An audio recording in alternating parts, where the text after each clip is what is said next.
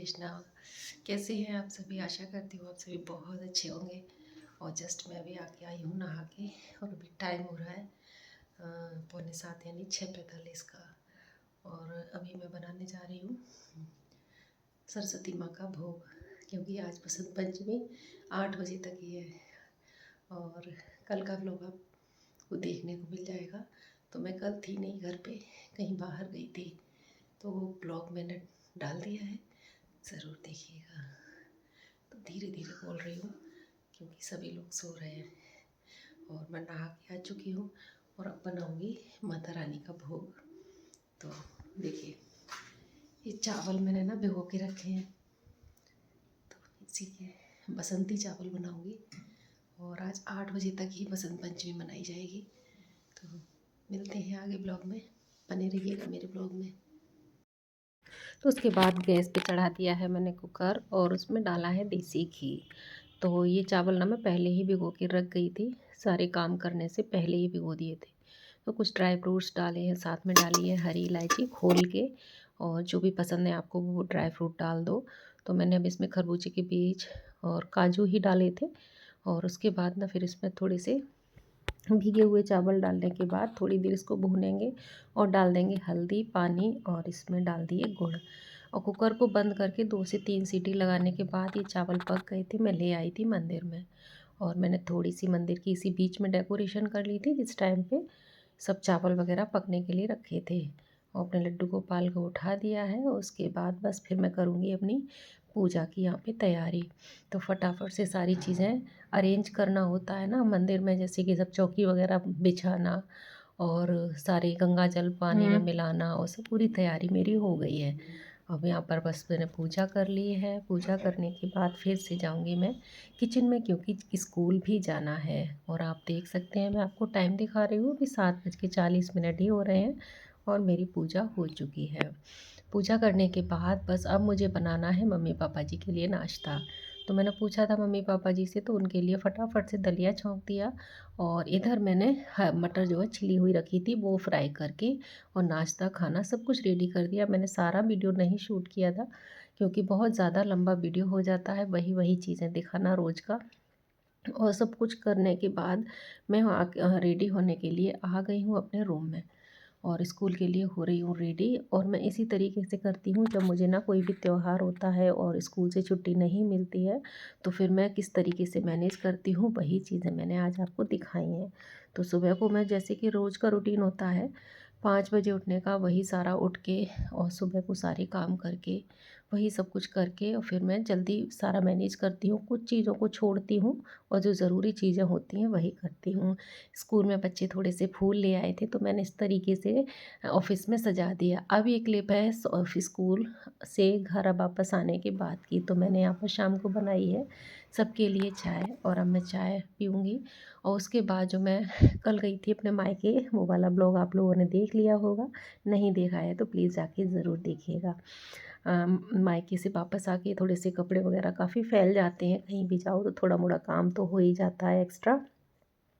और फिर अगले दिन स्कूल, मतलब आज स्कूल भी जाना था, तो वो सारा काम मैं छोड़ के चली गई थी ऐसे ही।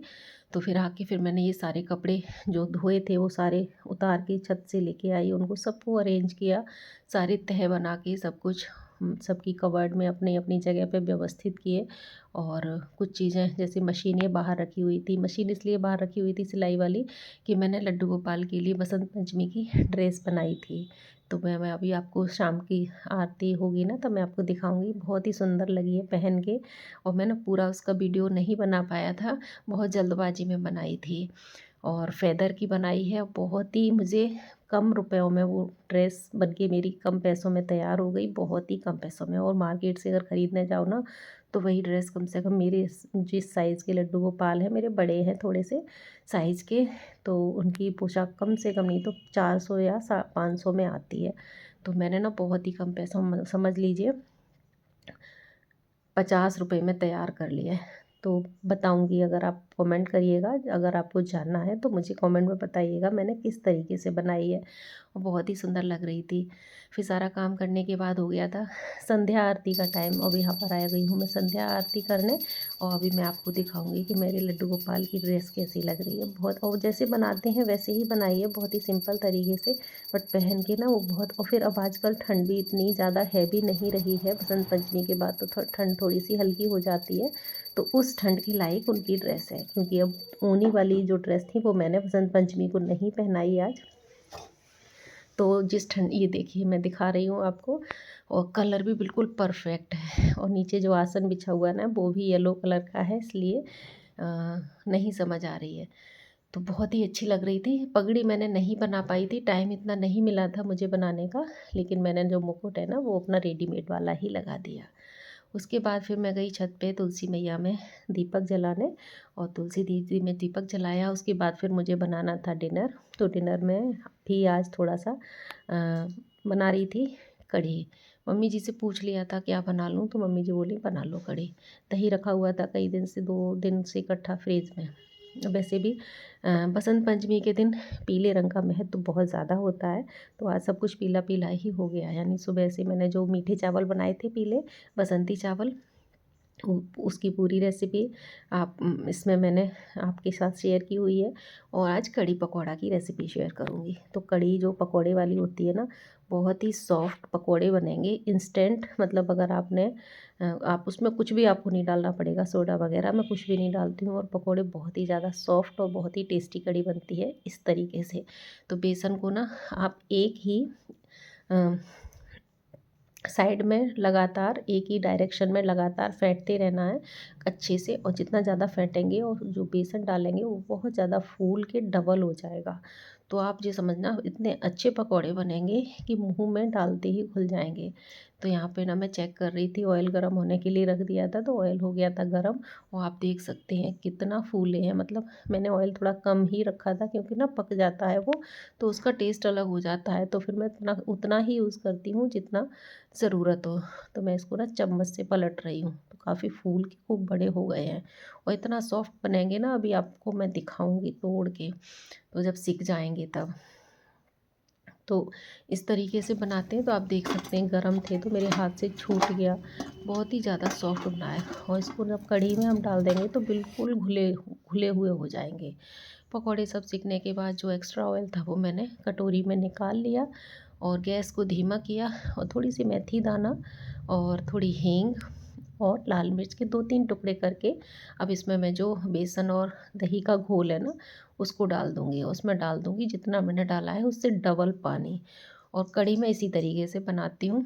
बहुत से लोग ना पकौड़ों में प्याज आलू सब कुछ डालते हैं, बट मुझे वो वाली कढ़ी नहीं अच्छी लगती है। लेकिन हाँ, बिल्कुल सिंपल वाली पकौड़ी होती हैं उसकी कढ़ी मुझे अच्छी लगती है। हाँ, सबकी अलग अलग पसंद है, तो मेरी पसंद, मेरे घर में सबको यही पसंद है। तो बस यहाँ पर मैंने पकौड़े भी डाल दिए, और नमक डालती हूँ जब कढ़ी में आ जाता है उबाल तब।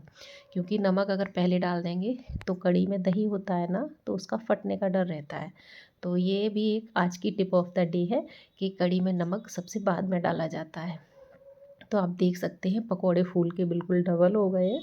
तो फिर उसके बाद मैंने देसी घी में थोड़ा सा हींग जीरा राई लाल मिर्च और कश्मीरी लाल मिर्च डाल के लगाया है तड़का। और ऊपर से आज ना रात हो गई थी इसलिए मैं करी पत्ता तोड़ के नहीं लाई, इसमें करी पत्ता भी डालती हूँ तो बहुत ही ज़्यादा अच्छा टेस्ट आता है। और थोड़े से बनाए थे राइस, क्योंकि मन हो रहा था कढ़ी चावल खाने का। अब यहाँ पर मेरा डिनर सब बन चुका है। मम्मी पापा जी खिला चुकी हूँ। बस अब हस्बैंड जी का वेट कर रही थी, तब से टाइम हो गया था यहाँ पर करीब 8:30 का। वो चले जाते हैं इवनिंग वॉक के लिए, तो ना थोड़ा सा लेट आ पाते हैं। तो मैं उनका वेट करती हूँ, फिर दोनों लोग हम लोग साथ में ही खाना खाते हैं। अब यहाँ पर मैंने अपना और हस्बैंड जी का लगा लिया है खाना। आज मैं काफ़ी दिनों बाद चावल खा रही हूँ, तो कढ़ी के साथ चावल और बाकी सब्ज़ी रखी हुई थी वो। तो किस किस को पसंद है कढ़ी चावल, मुझे तो बहुत ज़्यादा पसंद है, और बहुत ही ज़्यादा टेस्टी बनी थी कढ़ी। मतलब जितनी बनाई थी ना उतनी पूरी ख़त्म हो गई। तो ये मेरा आज का बसंत पंचमी का ब्लॉग था। आप लोगों को कैसा लगा? अच्छा लगा हो तो प्लीज़ लाइक शेयर और सब्सक्राइब ज़रूर कीजिएगा। फिर मिलूँगी। राधे राधे।